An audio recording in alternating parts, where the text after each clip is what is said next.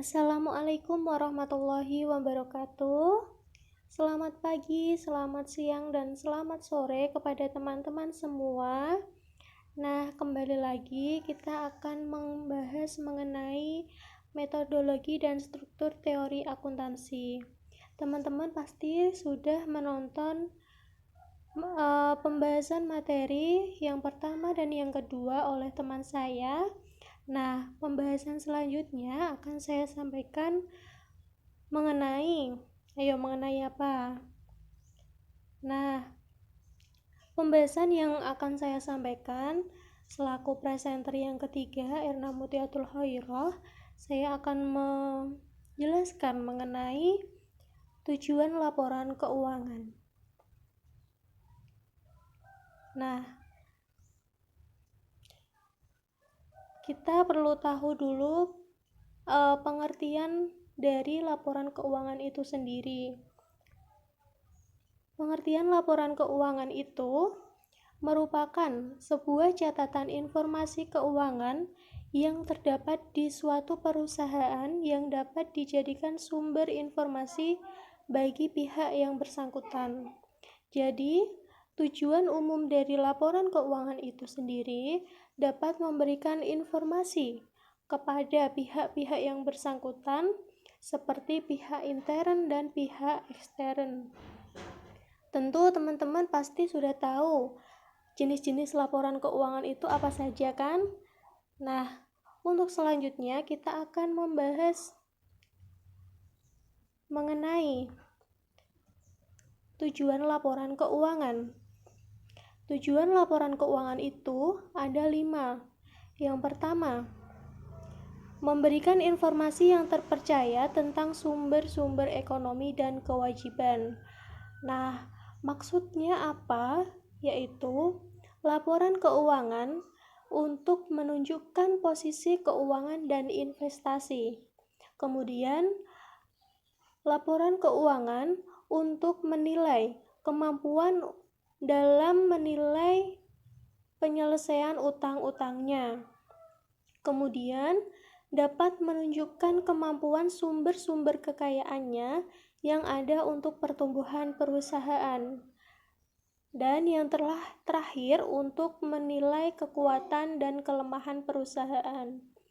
Kemudian, yang kedua, yaitu memberikan informasi yang terpercaya tentang sumber kekayaan bersih yang berasal dari kegiatan usaha dalam mencari laba. Jadi, maksudnya, laporan keuangan dapat memberikan gambaran tentang dividen yang diharapkan pemegang saham, kemudian menunjukkan kemampuan perusahaan untuk membayar kewajiban kepada kreditor, supplier, pegawai, pajak, pengumpulan dana untuk perluasan perusahaan.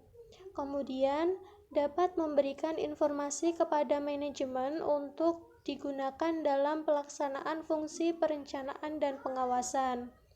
Kemudian dapat menunjukkan tingkat kemampuan perusahaan mendapatkan laba dan dalam jangka panjang. Dan dapat menaksirkan informasi keuangan yang dapat digunakan untuk menaksir potensi perusahaan dalam menghasilkan laba. Nah, kemudian yang ketiga, memberikan informasi yang diperlukan lainnya tentang perubahan harta dan kewajiban.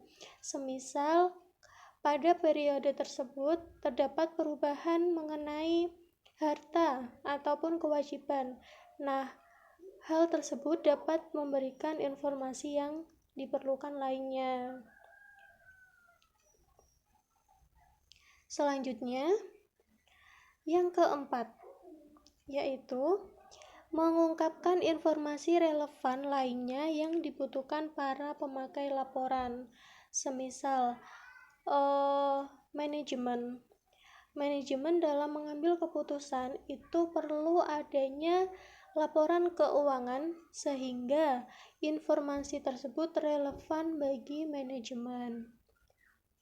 Yang terakhir, yang kelima itu dapat memberikan informasi keuangan yang disajikan akan bermanfaat bila memenuhi beberapa standar yang berupa kriteria kualitas informasi keuangan. Nah, materi ini telah disampaikan pada pertemuan kemarin, pertemuan yang membahas mengenai kriteria kualitas informasi keuangan. Teman-teman pasti sudah hafal ya, atau sudah memahami mengenai kriteria kualitas informasi keuangan.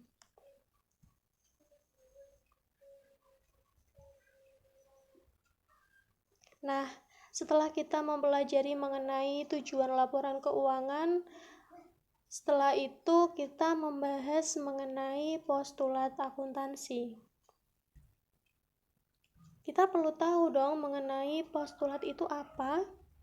Nah, menurut KBBI, postulat itu adalah asumsi yang menjadi pangkal dalil yang dianggap benar tanpa pembuktiannya. Kemudian, jika diturunkan ke akuntansi, postulat akuntansi itu apa?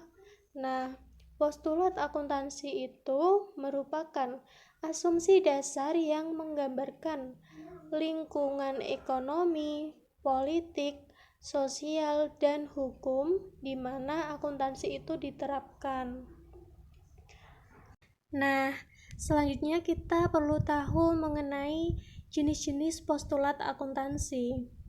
Jenis-jenis dari postulat akuntansi ini ada 4. Yang pertama yaitu postulat entitas, yang kedua postulat kelangsungan usaha, yang ketiga postulat unit pengukuran, dan yang keempat postulat periode akuntansi. Teman-teman silakan bisa memperhatikan kembali ya, supaya nanti dapat bermanfaat, dan nanti kalau ada yang ingin ditanyakan silakan ditanyakan. Yang pertama saya akan menjelaskan mengenai postulat entitas. Postulat entitas ini mengatakan bahwa setiap perusahaan merupakan unit akuntansi yang terpisah dan berbeda dari pemiliknya dan perusahaan lain. Pada postulat entitas ini merumuskan bidang perhatian akuntan dan membatasi jumlah objek, peristiwa, dan atribut peristiwa yang harus dimasukkan ke dalam laporan keuangan.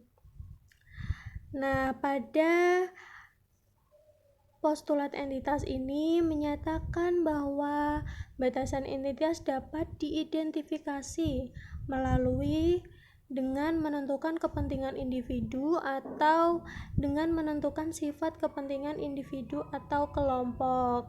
Kemudian yang kedua yaitu postulat kelangsungan usaha.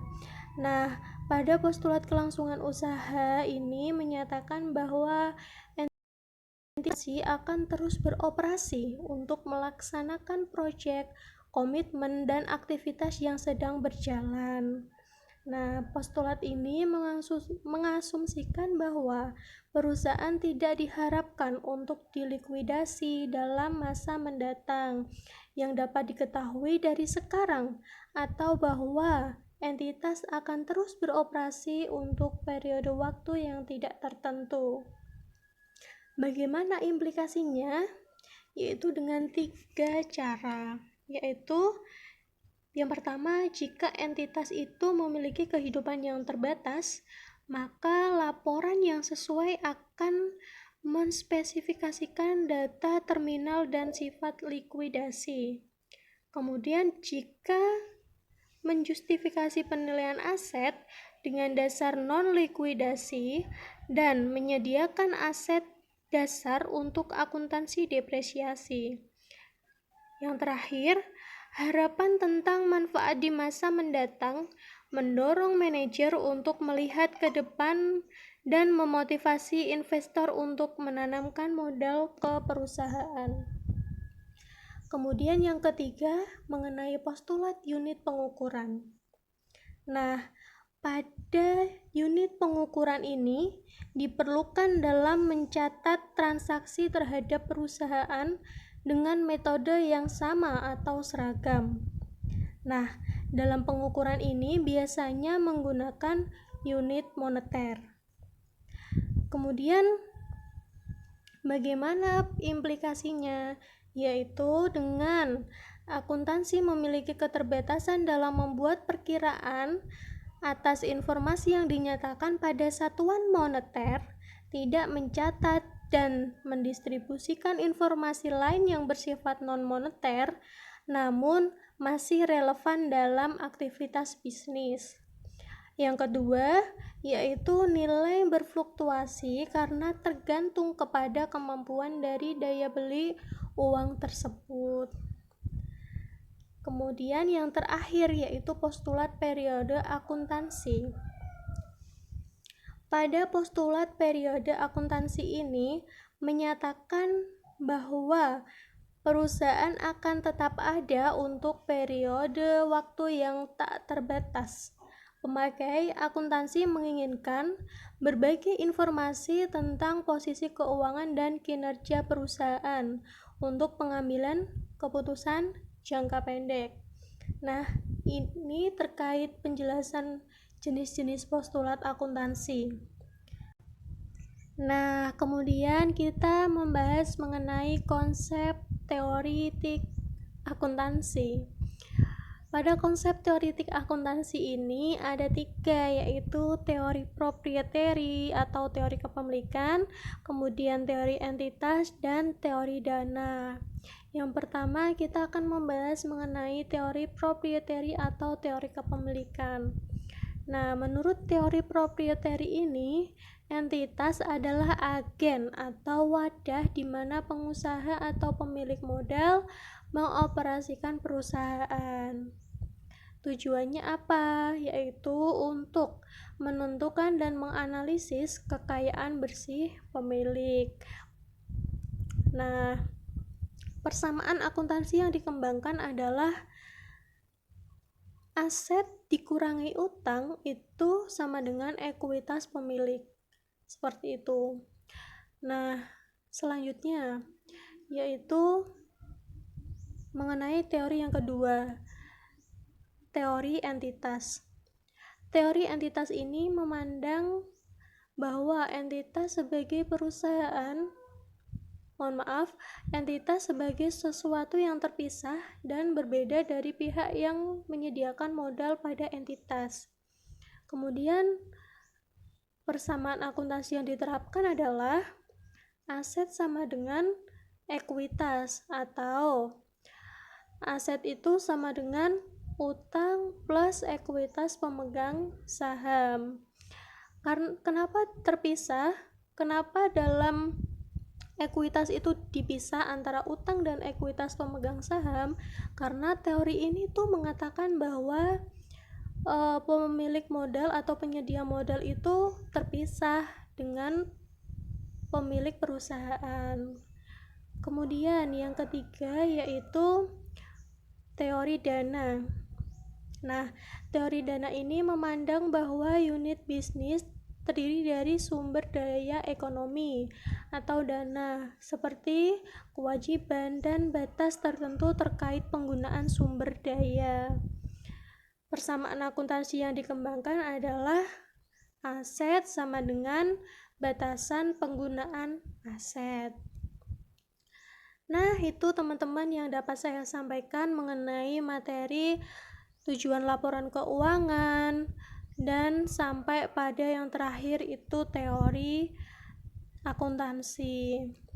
Semoga materi yang dapat saya sampaikan ini bermanfaat untuk teman-teman semua, dan apabila nanti ada yang ingin ditanyakan, silahkan ditanyakan supaya nanti kita sama-sama belajar, sama-sama mengetahui apa yang kurang dari materi yang telah saya jelaskan ini.